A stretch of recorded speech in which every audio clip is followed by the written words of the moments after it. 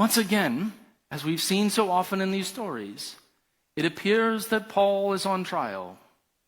It appears that Paul is being judged. But who is actually on trial? Who's actually doing the questioning? Paul has turned to prosecutor, hasn't he? Isn't that amazing? This little man in chains, no power, sitting at the seat of Roman authority, and he becomes the judge.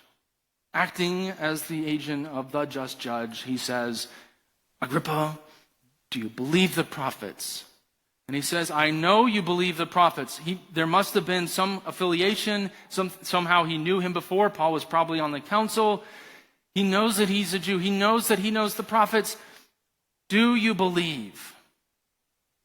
And then the somber, terrible statement that many of us have read before. Almost now persuades me to be a Christian. There's another perhaps translation. Do you expect me to be a Christian in such short? How heartbreaking that Agrippa is presented with this most important truth and he deflects it for another time. We don't know that Agrippa had another chance. We know his reign was troubled. He ends up living out his last days in Roman authority. But that's it. And Paul stands, and you think, well, how would he respond to this? I mean, how disappointing. But he doesn't say, well, okay, well then you're going to spend eternity away from God. He just says, I wish that all. And here's where he turns to the rest.